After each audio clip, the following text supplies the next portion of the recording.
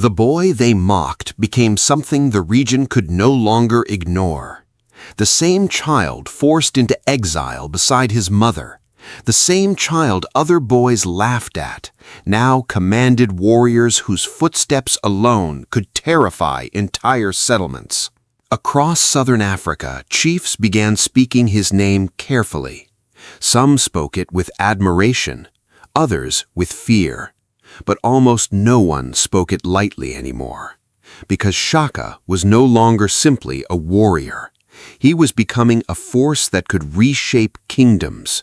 The Zulu Kingdom itself was changing rapidly. What had once been a relatively small clan was transforming into something larger, more disciplined, more dangerous. And much of that transformation came directly from Shaka's mind. He had spent years studying weakness, years watching how fear spread among people, years observing how hesitation destroyed leaders. He remembered every humiliation from his childhood, every insult, every moment of rejection. And somewhere deep inside him, a belief had formed. Weakness invited suffering. Strength ensured survival. So he began reshaping the Zulu military around that belief. Training became harsher. Discipline became stricter. Warriors were expected to move faster, endure more pain, and fight with greater aggression than before. Before his rise, many fighters relied heavily on throwing spears from a distance. Battles could stretch unpredictably, with both sides testing each other cautiously. But Shaka saw caution differently. To him, hesitation created vulnerability, and vulnerability reminded him too much of the helplessness he had known as a child. So he changed the way his warriors fought. He emphasized close combat, speed, pressure, direct confrontation. His soldiers carried large cowhide shields and shorter stabbing spears designed for deadly efficiency at close range. The sight of disciplined Zulu regiments advancing together became terrifying to many opponents, because Shaka understood something most leaders overlook. Fear alone can weaken enemies before battle even begins. And slowly, stories about him spread across the land. Villagers whispered about armies appearing suddenly over distant hills. Travelers carried rumors from settlement to settlement. Chiefs gathered around fires discussing the rise of this new military power. Some stories exaggerated reality. Others barely captured how frightening the Zulu war machine had become. But whether true or exaggerated, every story increased Shaka's reputation.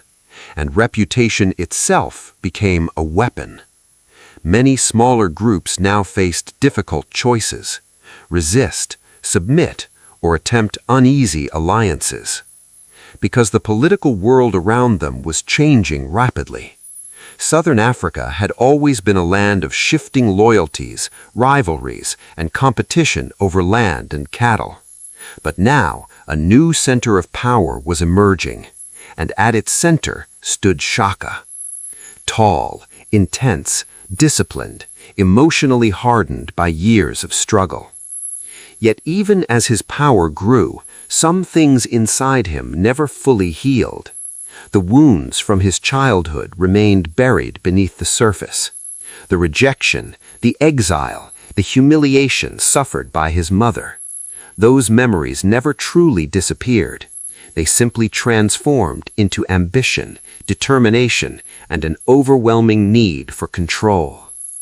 Because people who grow up powerless sometimes become obsessed with never feeling powerless again. And Shaka was no exception. Still, among everyone around him, one person remained deeply important to him above all others: his mother, Nandi. The woman who endured exile beside him, the woman who protected him when others mocked him, the woman who refused to let humiliation destroy them. To Shaka, Nandi represented survival itself. Her strength had shaped him, her suffering had shaped him, and the emotional bond between them ran deeper than most people around them fully understood. Warriors noticed how protective he was toward her. Advisors noticed it too, because even powerful kings often carry private emotional anchors hidden beneath their public image. And for Shaka, Nandi was that anchor. Meanwhile, the kingdom continued expanding. New territories came under Zulu influence. Some joined willingly, impressed by Shaka's leadership and military brilliance. Others submitted because resisting felt impossible. Regiments became more organized, military structures became more disciplined, and neighboring rulers watched nervously as the Zulu Kingdom gained strength year after year. Some attempted alliances, others quietly prepared for conflict. But nearly everyone understood one thing: ignoring Shaka was no longer possible. Even beyond African communities, stories about the Zulu ruler began reaching European traders and travelers operating in parts of southern Africa. Accounts varied widely. Some described him as a military genius, others portrayed him as ruthless. But almost every account agreed on one detail: Shaka possessed extraordinary presence. People remembered him, and history often belongs to figures impossible to ignore. Yet power creates pressure. The greater the kingdom became, the heavier the burden resting on Shaka's shoulders. Enemies surrounded him, rivals watched him constantly, allies feared disappointing him, and leadership in such an environment demanded endless vigilance. One sign of weakness could encourage rebellion. One mistake could invite attack, and over time, Shaka's leadership style became increasingly intense. Discipline was no longer encouraged, it was demanded. Loyalty was expected completely. Failure carried consequences. Fear slowly became woven into the structure of the kingdom itself. Some warriors admired Shaka deeply, others obeyed because they feared him. And sometimes the line between admiration and fear becomes difficult to separate. But despite growing tension, his achievements remained undeniable. He had transformed the Zulu Kingdom into one of the strongest powers in the region. He had changed warfare, reorganized military structure, and unified people under a stronger centralized system. The mocked child from exile altered history itself. But history rarely allows powerful men to live peacefully for long.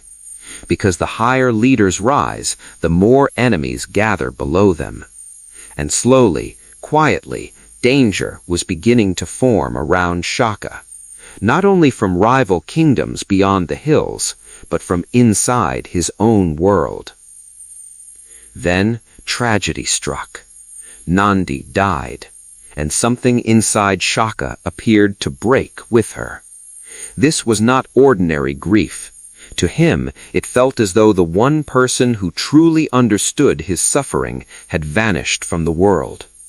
The woman who endured humiliation beside him, the woman who believed in him before anyone else did, was gone. The emotional impact devastated him. The atmosphere throughout the kingdom changed dramatically. Mourning spread everywhere. Fear spread with it. Because grief affects rulers differently. Some become reflective, others become unpredictable, and many around Shaka began noticing changes in his behavior. Whispers quietly spread among advisors and warriors. The king was changing. Some believed grief had deepened his harshness. Others feared the kingdom itself was becoming consumed by tension. But few dared speak openly, because Shaka still commanded enormous authority, and opposing a ruler who controlled one of the most disciplined armies in the region carried terrifying risk. Yet beneath the silence, concern continued growing. The kingdom Shaka built through discipline and strength now seemed overshadowed by unease. Even those closest to him began to wonder what the future might hold. And history has shown many times, the greatest threats to powerful rulers often emerge not from distant enemies, but from the people standing closest beside them. Shaka had conquered rivals, defeated opponents, and transformed southern Africa forever. But now, betrayal itself was slowly moving closer to the throne. And what happened next would change the Zulu Kingdom forever.